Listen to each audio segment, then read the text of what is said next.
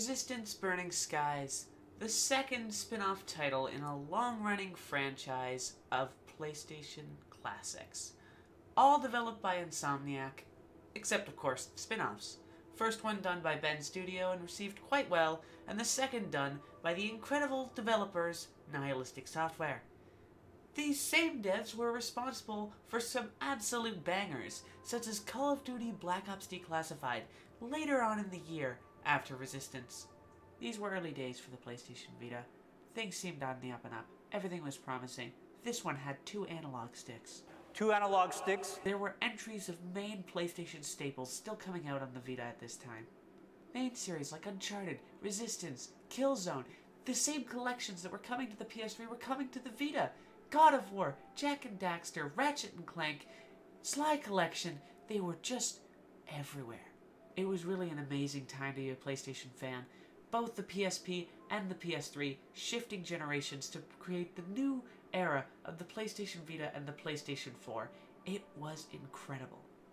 But here we are in 2023 with the hindsight to look back and realize those days were numbered for the PlayStation Vita. It wouldn't last much longer until the support had all but dried up, and it was down to the RPGs, the JRPGs, and the indies to continue to support my favorite little handheld. So why don't we take a look back? Go back in time to 2012, when things were fresh and new, and Resistance Retribution had just come out.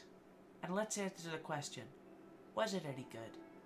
Resistance is a series that takes place in an alternate universe 1950s America.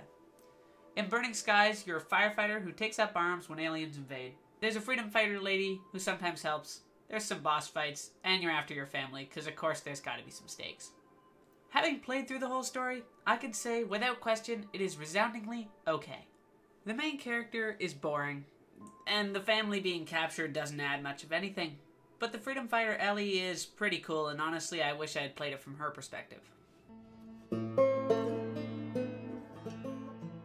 Credit where credit is due, the world of Resistance is super cool and visually interesting. And seeing all that shrunk down on the PS Vita is impressive, though it isn't without compromises. A lot of textures feel flat and undetailed, and the game, especially in the opening, has an unreasonable amount of dark, hard-to-see environments. But the late game and the final boss fight are pretty damn gorgeous for a 2012 PS Vita game. So how about the core gameplay itself? Burning Skies follows an unsurprising formula of linear levels with small alternative paths that end quickly with a collectible.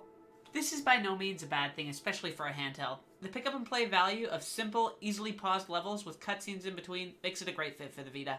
FPS mechanics are, in my opinion, pretty top notch. I can totally see myself back in 2012 getting a ton of time out of the multiplayer with friends. This is one of the few things the devs also did pretty well on Black Ops Declassified. Controls-wise, the Vita leaves something to be desired in general. I find a lot of games use the rear touchpad for sprinting, and it's wildly inconsistent on when it registers properly. And to add to that, the bumpers don't always register properly either. But both of those issues more come down to the shortcomings of the console it's on. With what it has, Burning Skies controls well. By the end of the game, I feel confident in it, and was able to beat the boss's big alien ass. To keep the positive train rolling a bit, there are a few more things I quite liked. The voice acting and facial animations were really solid. They were better than some games coming out today, Walking Dead Destinies as an example. And the weapon variety was quite fun. Along with the little upgrade mechanic, I actually felt the desire to try each and every one of the weapons and use them for different scenarios. And to be honest, that's not really something I can say for every FPS game. I find a lot of them, you pick a weapon or two that are good, and you never touch the rest. This game at least made me feel like I wanted to use them. But now I need to get a little more negative. As I mentioned, the story is uninteresting. There were numerous times where I felt the urge to mute the game and put on some music or watch a movie. It just became something for my thumbs to do. Really, the worst thing I can say about this game is that it doesn't hold my attention even for its short runtime. And it's not interesting enough to complain about. Trophy-wise, this game is pretty straightforward. If you beat the game using every weapon at various points, which you likely will do because the ammo is fairly limited for each gun, and explore enough to find upgrade cubes to upgrade all of the weapons at least once, you'll pretty much be there. I did find I had to jump back into levels to go back and beat a few extra enemies, a few extra of the executioners, and then destroy a few extra heat stacks. However, I give a big love to this game for having an in-game trophy tracker, which you could go to the pause menu, take a look, and see exactly how many kills out of 50 or whatnot that you needed for a trophy, which every game that does not have tracking built into its trophy list should have. But now I have to mention the multiplayer. There is one trophy for it. And this game's multiplayer is okay. I could see myself having a lot of fun with it back when. But there's a few issues. This was in the era of companies trying to prevent you from buying their games secondhand, or at the very least discouraging you from going somewhere like GameStop and getting it for $10 less. And by that, of course, I mean the dreaded online pass.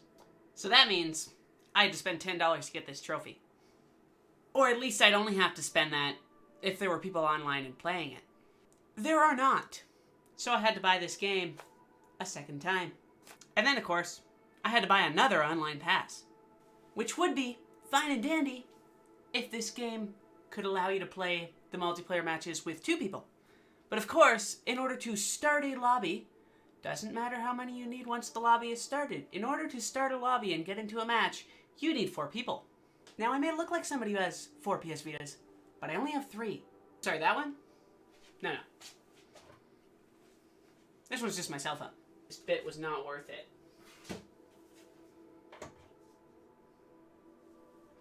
If you're seeing this part of the footage, it's because I'm annoyed at myself for trying to do this bit. Now I have to put all my Vitas away.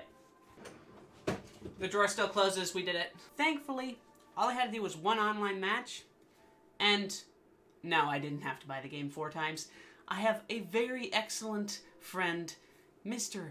Ace Pinto, who decided to pick up 2 copies of his own, 2 online passes, and give me a hand. So now between us, we have 6 PlayStation Vitas, 4 copies of Resistance Burning Skies, 4 Resistance Burning Skies online passes, and no dignity. Money well spent to be able to play online a game that is completely dead. At least I can say I am the 2nd best player of Resistance Burning Skies in 2023. So what's the verdict on Resistance Burning Skies? Well, I think the Metacritic score has it pretty much on point. This game is distinctly mediocre, obscenely average, and incredibly alright. Truly, a 6.9 out of 10. Yeah, let's go! Platinum!